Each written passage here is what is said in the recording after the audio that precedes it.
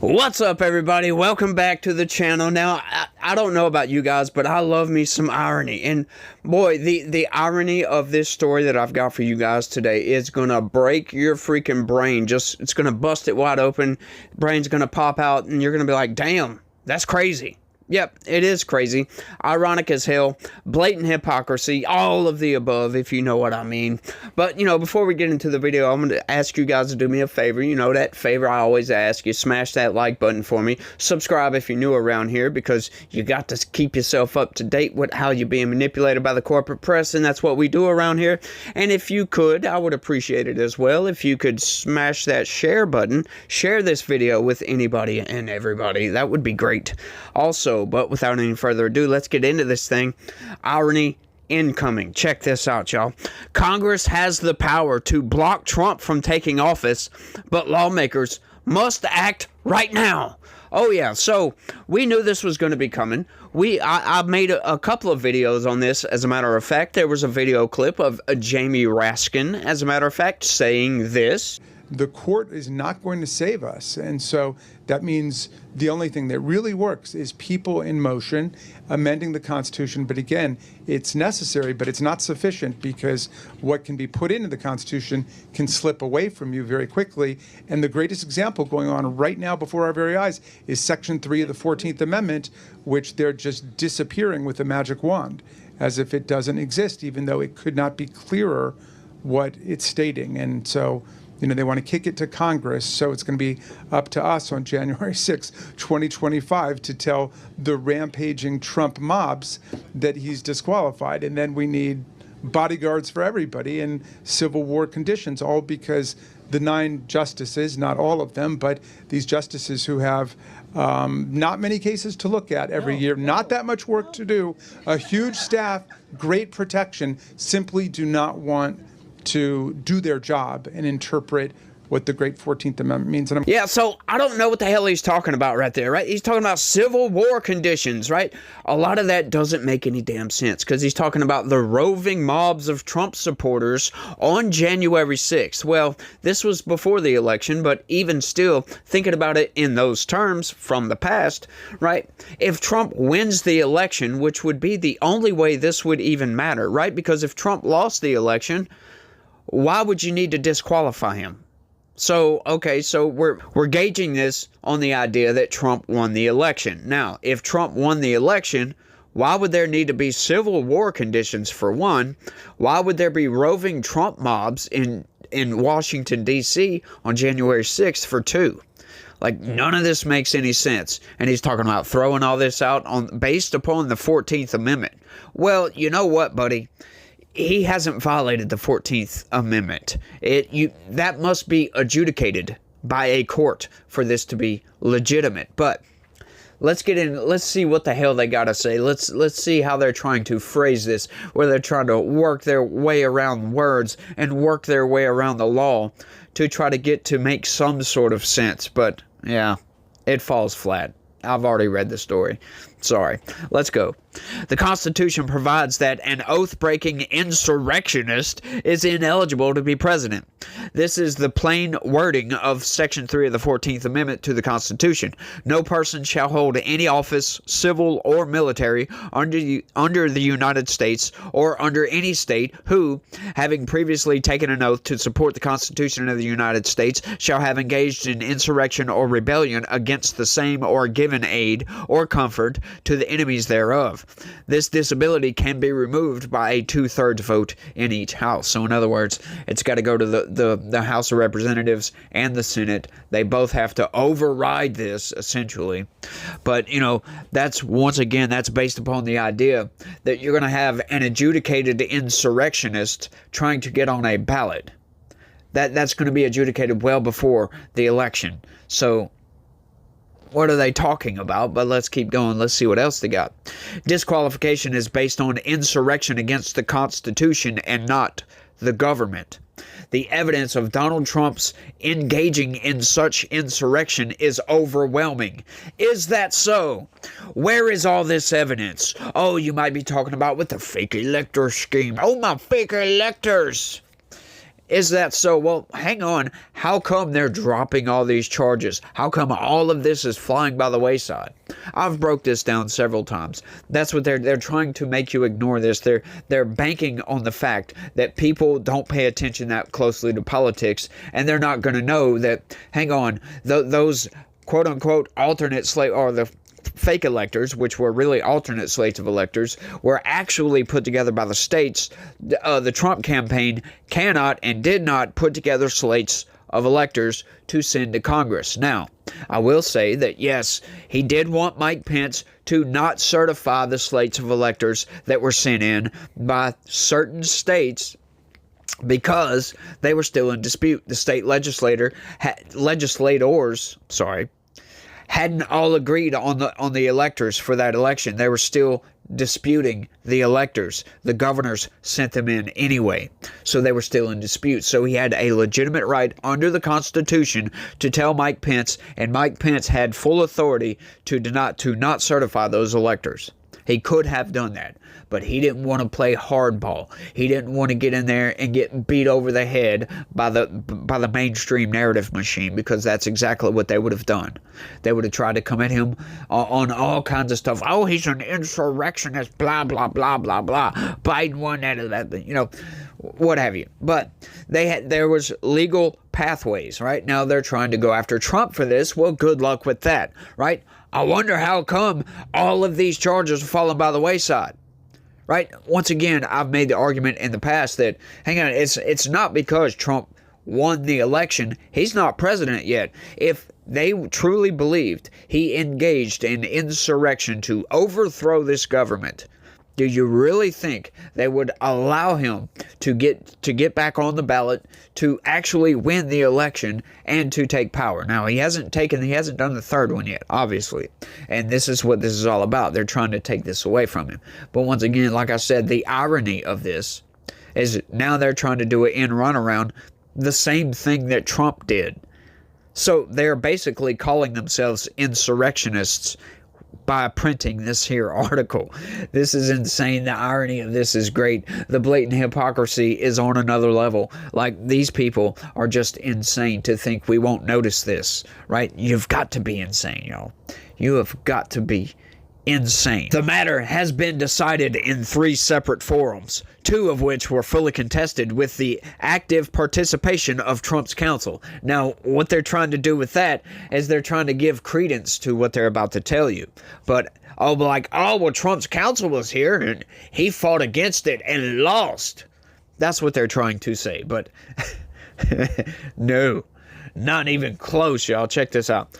The first fully contested proceeding was Trump's second impeachment trial. Hang on, a second impeachment trial? I don't know, hang on. I don't think Trump's lawyers were there for an impeachment, were they? Yeah, I don't know about that, but maybe so. On January 13th, 2021, then President Trump was impeached for incitement of insurrection. At the trial in the Senate, 7 Republicans joined all Democrats to provide a majority for conviction, but failed to reach the 2/3 vote required for removal from office. Inciting insurrection encompasses engaging in insurrection against the Constitution or giving aid and comfort to the enemies thereof, the grounds for disqualification specified in Section 3.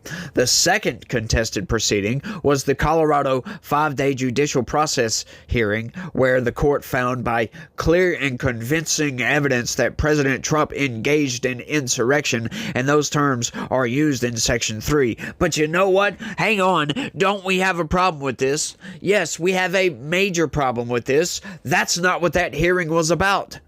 That was about if he could even get on the ballot or not, or whether to keep him on the ballot. And hang on, if I do remember correctly, that was actually overturned by the Supreme Court. So that throws that ruling right out the window.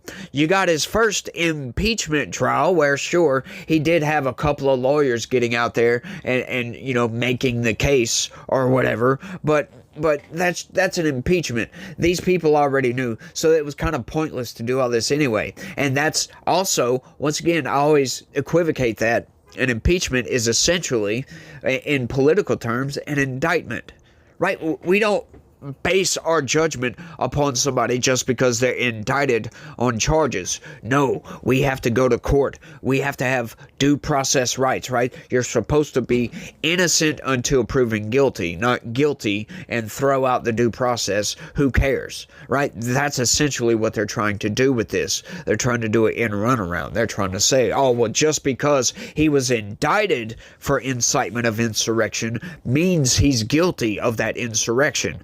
Right? They're using the impeachment proceeding, which, if I do remember correctly, he was found not guilty of that. You got to get 2/3 majority vote.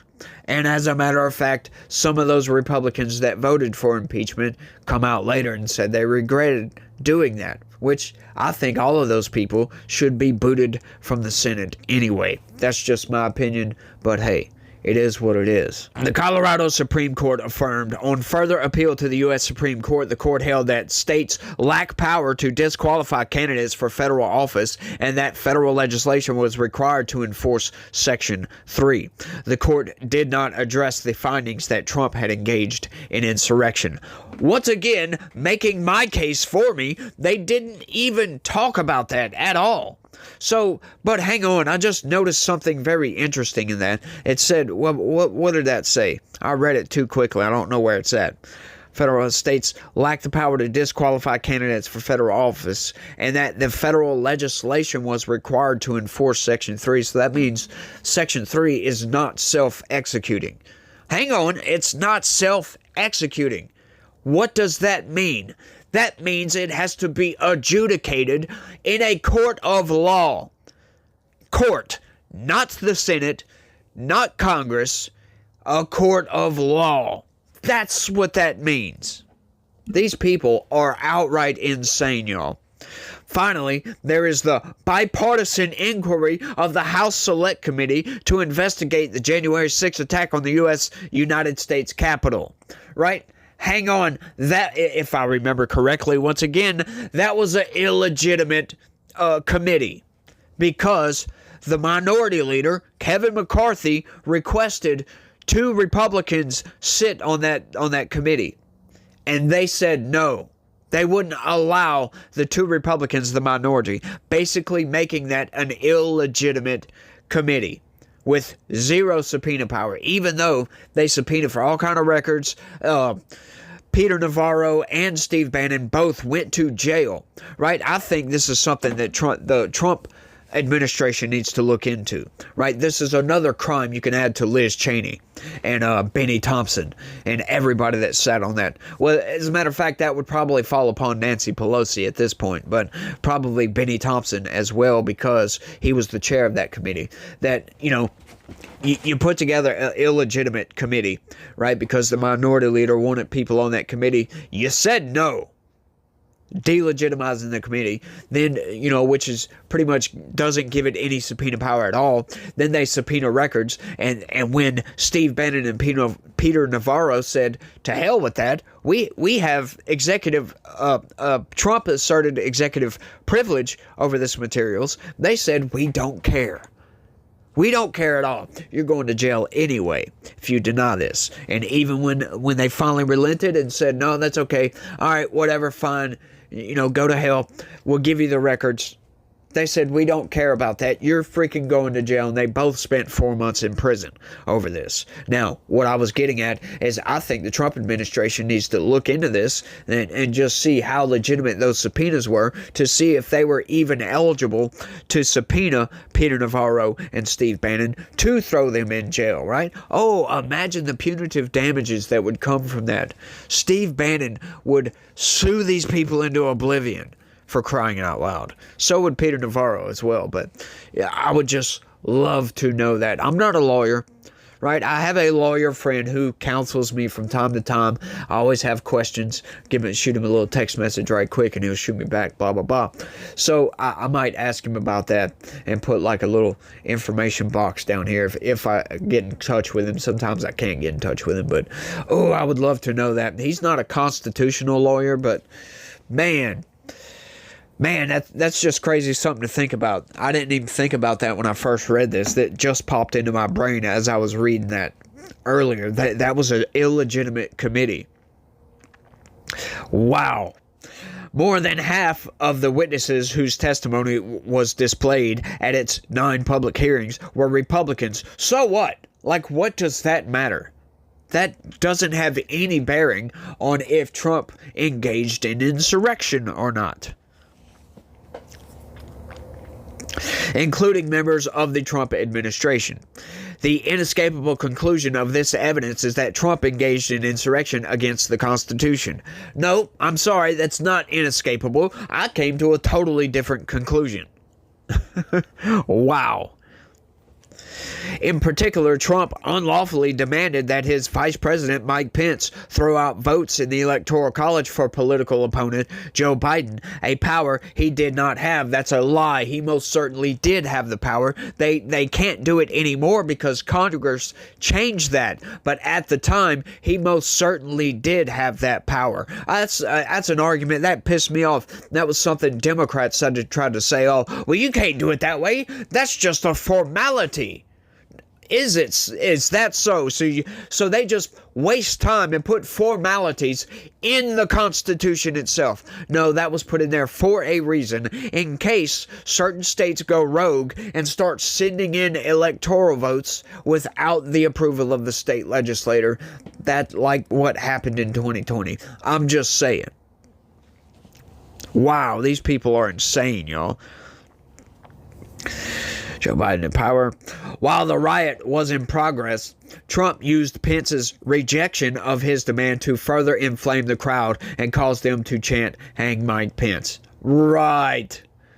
Some will argue that the Supreme Court decision in the Colorado case, Trump v. Anderson, precludes Congress from rejecting electoral votes when they convene on January 6 on the basis of the 14th Amendment disqualification. That view lacks merit for 3 reasons. So, let's hear these reasons.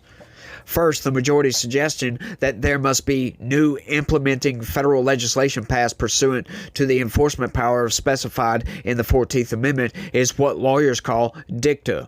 Dicta are the musings of an opinion that are not required to decide the case. The holding that Section 3 is not self-executing may be an alternate holding, but thoughts about the kind of implementing statute required are plain dicta. Dicta are not precedential.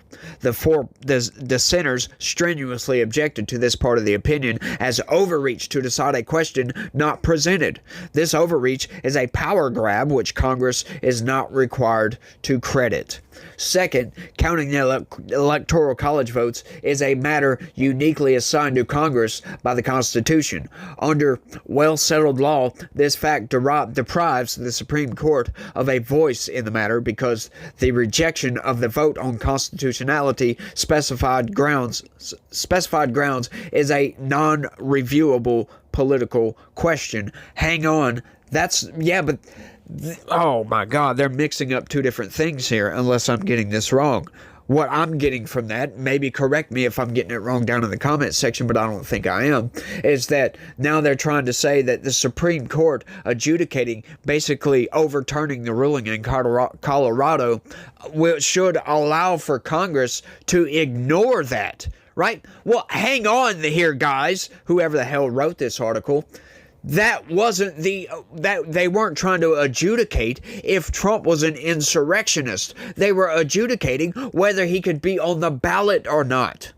Maybe because of insurrection, but it had nothing to do with whether he was guilty or not of insurrecting the government. Once again, I state the fact that you have to be adjudicated in a court of law as an insurrectionist. You can't just be an accusation. That's absurd on its face. These people are insane.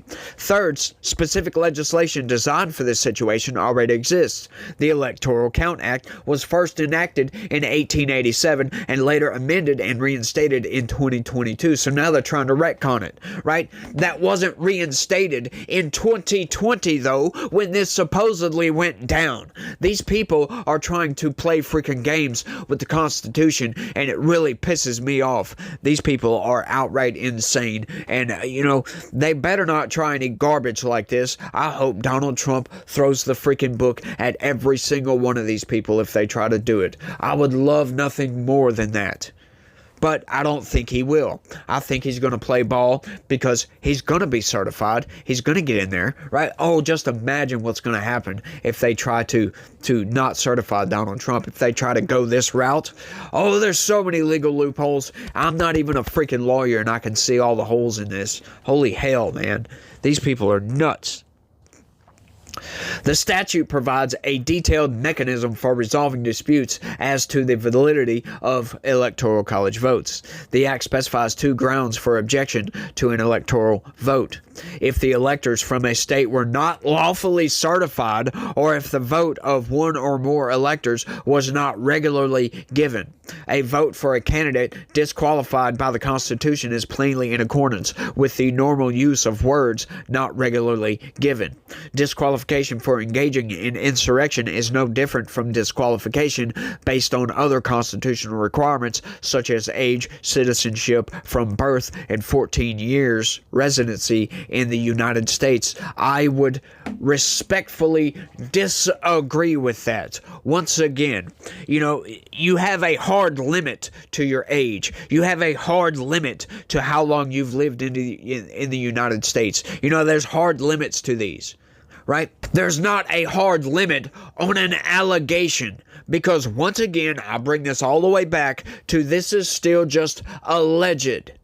He's never been adjudicated of insurrection. As a matter of fact, he's never even been charged in a court for insurrection at all. Go look up all his charges. There's 0 insurrection charges, insurrecting against the government or insurrecting against the Constitution. To make an objection under the Count Act requires a petition signed by 20% of the members of each house. If the house is sustained by a majority vote in each house, the vote is not counted, and the number of votes required to be elected is reduced by the number of disqualified votes. If all votes for Trump were not counted, Kamala Harris would be elected president.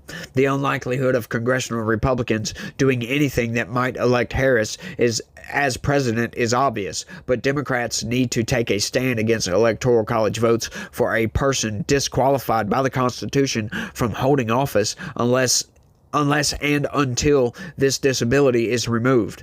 No less is required by their oath to support and defend the Constitution. So now they're trying to say if they don't disqualify Donald Trump, they're violating their oath to the Constitution.